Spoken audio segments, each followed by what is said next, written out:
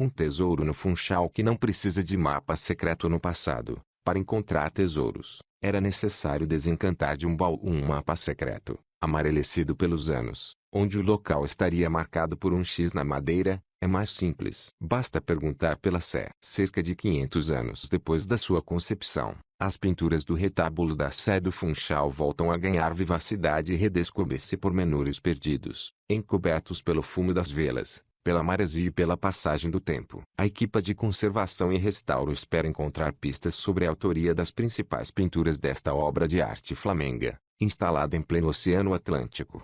Uma das mais espetaculares pinturas do retábulo mor da Sé do Funchal é a Descida da Cruz. Mas, naquele dia, os historiadores e os especialistas em conservação e restauro não estavam ali para admirar a produção artística. Algo naquele quadro não batia certo. Na Bíblia, são famosas as três Marias, que acompanharam Maria de Nazaré, mãe de Cristo, quando este foi retirado da cruz. No entanto, na pintura flamenga que durante 400 anos esteve à frente dos olhos dos crentes funchalenses, Maria de Nazaré não estava representada. Havia outros indicadores de anormalidade. Após a abertura de uma janela de limpeza, uma das Marias estava estranhamente pintada. A escala, a tonalidade e o estilo de pintura eram diferentes das outras duas. Com recurso à radiografia de raio-x e um sistema que implicou a colocação de placas fotossensíveis no verso da estrutura do retábulo, atrás deste quadro, foi possível identificar uma primeira pintura, a original, debaixo do borrão preto que existe agora. Nessa representação, criada por um ou mais artistas flamengos desconhecidos,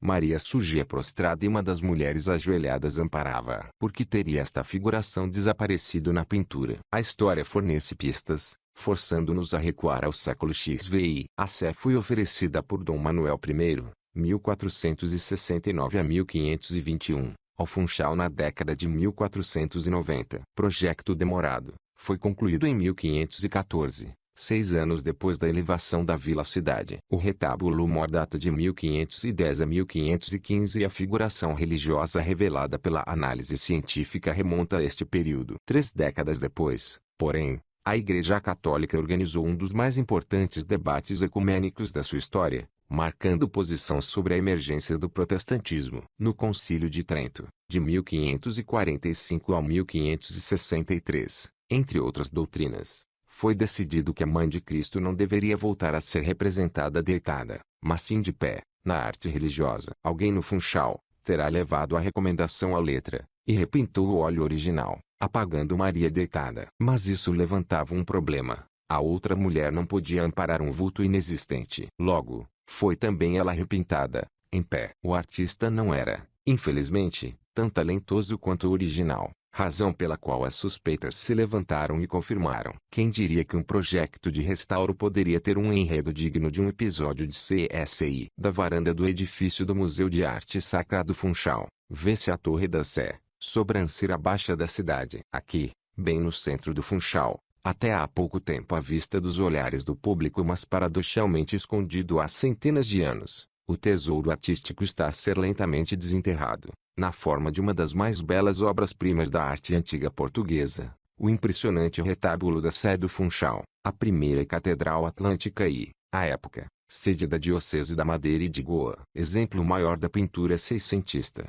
tudo nele é superlativo, a quantidade de painéis, o rendilhado dos baldaquinos, a dimensão e imponência da estrutura. Resultado de uma encomenda régia, representa a importância dada pelo rei à madeira e ao seu poder econômico conseguido pelos canaviais de açúcar no século XVI, que alimentaram uma profusão de obras de arte de tal forma numerosa que, ainda hoje, a coleção do Museu de Arte Sacra do Funchal rivaliza com as melhores do país. A produção do retábulo, nas famosas oficinas de arte da Flandres, demorou 2 anos e o resultado foi uma arquitetura modular que conta com capitéis, púlpitos, pilares e colunas. A estrutura de suporte do retábulo foi criada em pinho da madeira e as esculturas Itália em carvalho do Báltico. No entanto, nenhum madeirense vivo alguma vez a viu no seu esplendor. Séculos de fumo de velas e incenso, a proximidade do mar e a deposição de pó foram roubando a vivacidade das cores e depositando um manto escuro que privava o público do seu encanto. Até abril deste ano, uma equipe de cientistas e restauradores quer reverter o processo,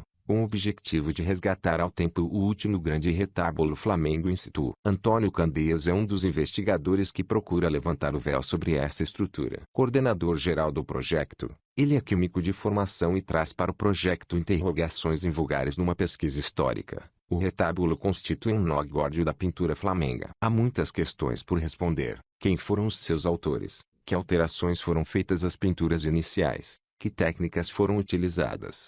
As questões não serão necessariamente respondidas com este projeto, mas o investigador sublinha a importância dos trabalhos para a valorização do patrimônio do arquipélago. O retábulo é como uma aparição. Ninguém o vê há 300 ou 400 anos. Será um reencontro da população com as pinturas. Visível desde a entrada, o retábulo da Sé do Funchal é um dos mais importantes da sua época, mantendo-se praticamente inalterado. Com recurso a equipamento tecnologicamente avançado, muito do qual utilizado também em investigação forense, espera-se que dentro de 9 meses, no próximo verão, quando a intervenção terminar, o número de respostas aumente e o de perguntas diminua. Como no exemplo das figuras de Maria enigmaticamente reposicionadas. Para melhor compreender o enquadramento do projeto de restauro, fora marcada uma reunião numa das acolhedoras esplanadas do Funchal. Na mesa, uma água tônica dava tom à conversa com Francisco Claude, diretor dos Serviços de Museus e Patrimônio Cultural. Impecavelmente vestido, entre baforadas de fumo exaladas ritmadamente, explica que o projeto se encontra sob a égide da Direção Regional dos Assuntos Culturais, em parceria com o Monuments Fund, o Laboratório Hercules da Universidade de Évora e o Laboratório José de Figueiredo da DGPC. A equipa técnica, por seu lado, é multidisciplinar e inclui 5 especialistas em conservação e restauro de pintura, 4 em escultura, talha e ainda 6 investigadores de física, química e biologia. Com cerca de 250 mil euros de orçamento, a iniciativa começou em julho de 2011, a altura em que foi desenvolvida uma intensa campanha prévia de exames, diagnóstico de conservação e restauro que se prolongou por 2 meses com análise in situ de imagem ultravioleta, infravermelhos e fluorescência de raio-x. Cada centímetro quadrado de pintura ou madeira foi escrutinado, como numa investigação forense. Em abril passado, as equipas voltaram ao terreno, desta vez para o frenético trabalho de limpeza, conservação e restauro. À medida que a noite cai, o ritmo de trabalho não diminui. Cruzando-se com os colegas que descem do andaime, Luiz Piorro, fotógrafo do Laboratório José de Figueiredo, chega munido de uma estranha máquina fotográfica, amarela e cheia de luzes coloridas. É um digitalizador de placas de raios-x contorcendo-se para aceder ao tardós do retábulo. A parte traseira, estrutural, leva consigo os rolos, que serão impressionados pela radiação X. O emissor, um cilindro móvel, é colocado à frente das pinturas e, por motivos de saúde e segurança, este trabalho só pode ser efetuado à noite. Mercedes Lorena, coordenadora de pintura do projeto, salvaguardou a proteção dos desenhos originais e a intenção dos primeiros autores das obras. Em restauro, porém, é indispensável tomar decisões difíceis, implicando por vezes imaginar o que o pintor terá desejado criar. Através de pormenores técnicos, a equipa espera encontrar pistas sobre a autoria das pinturas do retábulo da Sé. Nos corredores da catedral, engolidos pela penumbra, ouvem-se apenas os passos dos investigadores e os sussurros das conversas, talvez sugeridos pelas sombras negras e olhares inquisitivos dos anjos e santos. Junto ao confessionário, o rosto de Antônio Candeias, iluminado apenas pelo ecrã do portátil, parece tão enigmático quanto o cenário que o enquadra. Na manhã do dia seguinte, a azafama no andaime de 4 pisos que se ergue até o teto ricamente trabalhado contrasta com as expressões plácidas das figuras representadas nos painéis. A equipa, constituída quase exclusivamente por mulheres, vai abrir uma janela numa nova pintura. As luzes acendem-se, os dedos esguios e delicados esgueiram-se para o interior de luvas azuis. O algodão é enrolado com mestria em torno de finos bastões de madeira. Nas mesas de apoio, perfilam-se dezenas de pequenos frascos, cujos preparados químicos multicolores estão prontos para deposição, em círculos ritmados, nas telas enegrecidas. A magia começou. Em poucos minutos, Mercedes Lorena, a coordenadora de pintura, mostra pormenores incríveis onde antes nada se via. Aqui, um cesto de ovos, além, um lagarto de costelas salientes, um veado ou uma procissão. Encontram-se agora pormenores que emprestam uma surpreendente tridimensionalidade à pintura. Numa das salas de exposição do Museu de Arte Sacra do Funchal, Martinho Mendes abre um tríptico restaurado de forma original. Muito antes da intervenção, parte da tela fora cortada. A equipa de conservação adata optou por um restauro estilístico e reconstruiu a obra, mas não deixou essas superfícies totalmente pintadas, para representar precisamente o passado da obra. A sensação de descoberta contagia todos os presentes. Pensava que eram conchas e, afinal, era um lagarto, a tira Mercês, com os cabelos louros refulgindo sobre os focos. Digam lá se isto não é excitante.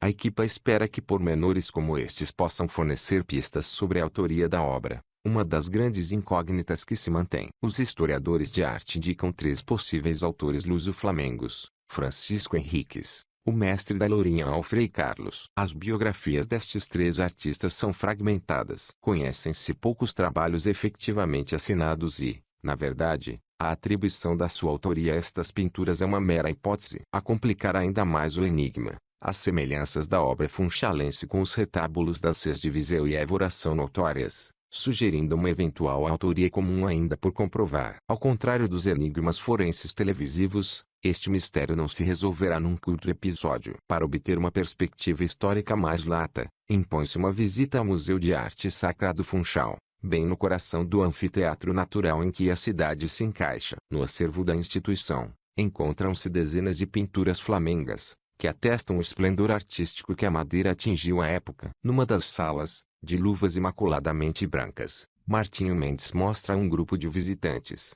cuja tez clara denuncia a geografia de origem. Alguns dos trípticos que em tempos ornamentaram muitas igrejas da ilha. As histórias do que levaram à recuperação destas obras são rocambolescas. Uma foi salva por mero acaso, por um militar que, em viagem pelo interior, atolou seu automóvel num dia de intenso temporal. Em seu auxílio, veio um carpinteiro que trazia consigo placas de madeira para colocar sob as rodas do carro. Resultou, no entanto, a lama não disfarçou por completo o que nelas estava pintado. Eram painéis de um retábulo desmontado. Noutra ocasião insólita, um tríptico foi desmontado de uma igreja em ruínas com o fim de o aproveitar para uma capela. Acontecia que esta era mais pequena do que a original, e os painéis não cabiam ali. Infelizmente, cortaram-se os cantos e os pés das personagens. Solução prática, mas bárbara aos olhos contemporâneos. De volta a Sé, instala-se um silêncio repentino entre a equipa. São 11h30. Instantes depois, os altifalantes da igreja explicam a causa. É hora da missa. Entre conversas em surdina e risos abafados, uma das jovens conservadoras, com um característico sotaque madeirense, afirma, numa marca da convivência secular do profano com o sagrado: nunca assisti a tanta missa na vida. Antônio Candeias, coordenador-geral do projeto, analisa a evolução dos trabalhos. Apesar de as telas serem os elementos mais emblemáticos do retábulo, o projeto analisou igualmente madeiras e outros materiais. Do alto do andaime, ao nível do baldaquino, a perspectiva para a igreja é impressionante. Ainda mais difícil do que subir até lá foi chegar ao coro alto, no extremo oposto do edifício. O motivo não foi sagrado, nem sequer atlético. A Senhora das Velas, zelosa guardiã da escadaria de madeira, não se comoveu com o tema do projeto e com o objetivo fotográfico da visita. Só com a ordem expressa do pároco, e ainda assim sob um olhar inquisitório, foi possível aceder à posição privilegiada que o organista tem, pelo espelho convexo, da nave principal, com o retábulo coroando a majestosa Sé Catedral. Fim da homilia. A igreja esvazia-se lentamente, o silêncio volta a reinar e apenas alguns crentes se debruçam, em oração, iluminados pelas chamas bruxuleantes das velas. Poucos saberão que, diante de si, escondido sob a enorme tela plástica, ergue-se atrás do altar um tesouro digno de histórias de piratas, prestes a ser desvendado. Um tesouro que começou com o doce açúcar, moeda forte do século XVI, e com a vontade de celebrar na madeira a prosperidade que lhe trouxe.